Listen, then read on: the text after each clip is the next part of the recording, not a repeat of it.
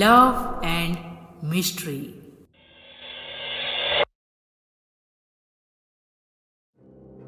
लगता है काली डायन का खेल खत्म हो जाएगा आज। जी आपको तो मैंने गांव में पहले कभी नहीं देखा। काली डायन से पीछा छुड़वाने उस शाम को भागते हुए मेरे घर में ही तो आए थे ना आप, भूल गए? अरे अजीब है, इन्हें कैसे पता चला कि मैं इनके घर पे था? विजय और कुछ सोच पाता इससे पहले उसका ध्यान खंडहर के पास चला गया, जहां से एक धुआं ऊपर उठता नजर आ रहा था।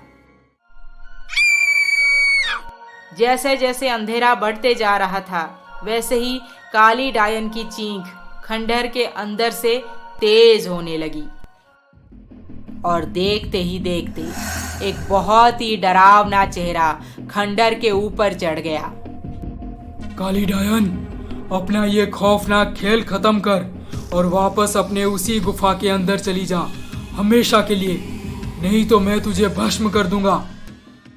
बाबा भैरवनाथ जी से ये सुनते ही काली डायन अचानक से कहीं गायब हो गई और सबको लगा शायद काली डायन का किस्सा खत्म हो गया है। वो बाबा से डर के वापस गुफा के अंदर चली गई है, पर नहीं, असली खेल तो अब शुरू होने वाला था, क्योंकि एक लड़की खंडहर से बाहर निकली, जो कि और कोई नहीं बल्कि अंबिका ही थी, और काली डायन उसके अंदर समा चुकी थी। आधी रात को ये लड़की खंडहर में कैसे गई? अरे ये तो अंबिका है, खंडहर में अंबिका। मैं काली डायन हूँ, जिसे तुम लोगों ने इस गुफा के अंदर जिंदा जला के मार डाला था। मुझे इसके अंदर कैद हुए सालों हो गए थे, पर मैं मुक्त नहीं हो पा रही थी। ये लड़की दरवाजा खोल के गुफा के अंदर चली आई, तब से मैं आजाद हूँ। अब मुझे किसी का शरीर मिल चुका है, मैं बोल सकती हूँ, अब मैं सब बोलूंगी, सारी सच्चाई सबके सामने आएगी अब।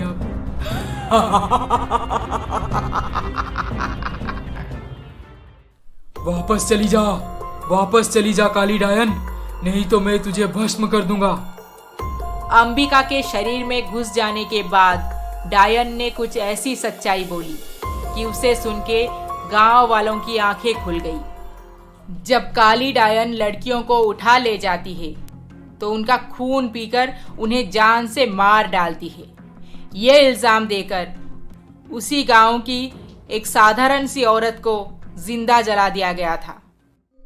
वो सबके सामने हाथ जोड़ के गिड़गिड़ा के ये बोलती रही कि इस सब में उसकी कोई गलती नहीं है। वो तो एक मामूली सी औरत है जो सबके घर में झाड़ू पोछा करने का काम करती है, पर उसकी किसी ने नहीं सुनी, क्योंकि इस सब के पीछे बाबा भैरवनाथ जी के पिताजी थे। वो भी मंत्र साधना करते थे।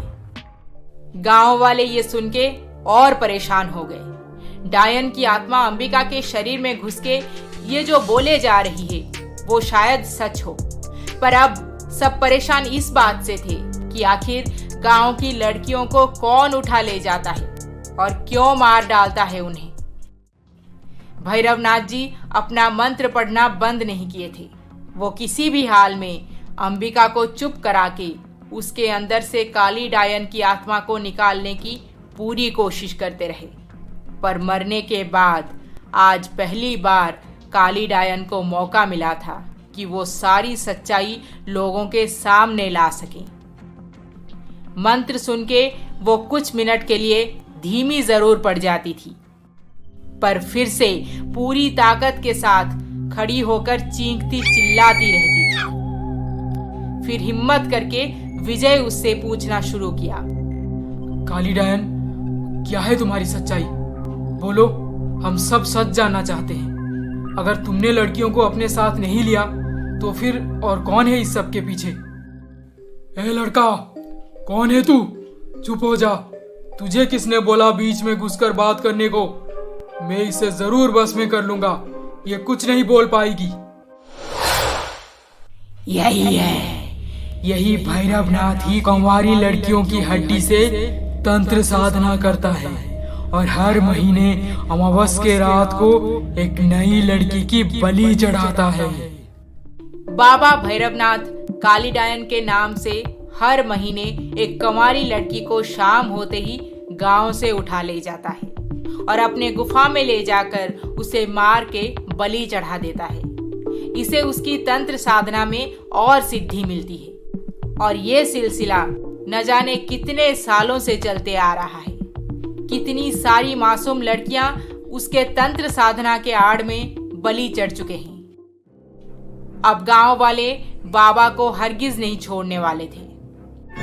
किसी की आत्मा कभी झूठ नहीं बोलती। काली डायन रोते तड़पते हुए अपनी सच्चाई बता दी है सबके सामने। अब आप सब ऐसे चुपचाप खड़े क्यों हैं? बाबा का खेल हम अभी खत्म करेंगे। चलो सब पकड़ लो इस पाखंडी बाबा को, यहाँ से भाग ना पाए। इसके पिताजी ही ये बलि देने का काम शुरू किए थे, तभी तो उस बेचारी औरत पे सारा दोष डाल के उसे जिंदा जला दिए। इसके पिताजी तो नहीं रहे, अब इसे हरगिज नहीं छोड़ेंगे। इस पाखंडी बाबा को मार डालने से सारे समस्या का समाधान नहीं होगा। इसके साथ कोई और भी है। कोई और भी है? मतलब ये तो बस लड़कियों का बलि चढ़ाता है, पर उससे पहले लड़कियों को उठा के अपने साथ ले जाकर उनका खून पीने वाली औरत कोई और ही है। खून पीने वाली औरत मतलब डायन? हाँ, यही बुढ़ी रोहिणी गांव के अंदर रह के गांव की ही लड़कियों का खून पी जाती है। अब पूरी सच्चाई सबके सामने आ चुकी थी। असल में डायन अभी तक जिंदा थी, जो कि एक के बाद एक हर महीने कंवारी लड़की को अपने साथ ले जाकर उसका खून पी जाती थी। फिर उसे भैरवनाथ के पास छोड़ आती थी। भैरवनाथ उस लड़की का बलि चढ़ा के उसके हड्डियों से अपना तंत्र साधना करता था।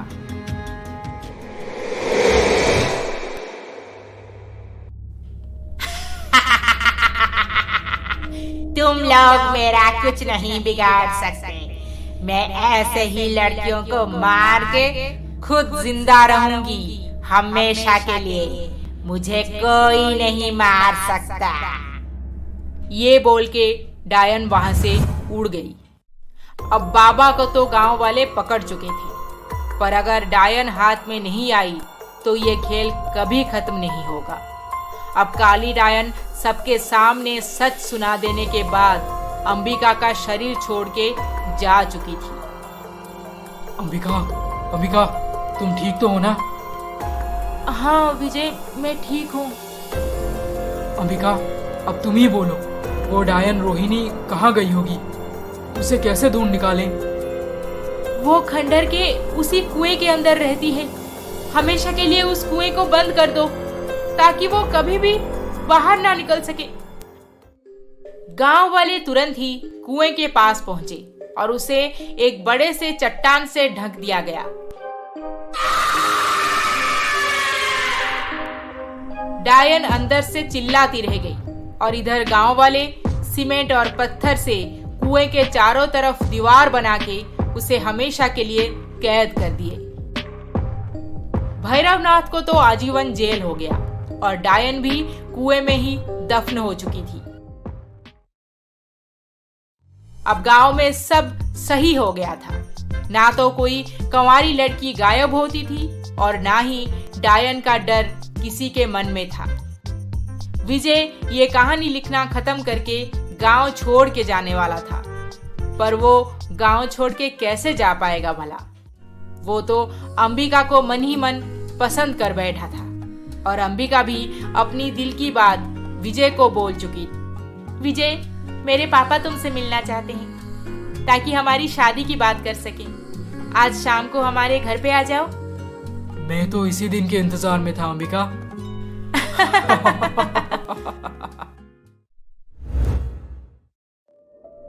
ये कहानी आपको कैसी लगी हमें कमेंट करके ज़रूर बताएं और अभी तक आपने हमारे इस चैनल को सब्सक्राइब नहीं किया है तो जल्दी से सब्सक्राइब करके बेल आइकॉन दबा दीजिए, वरना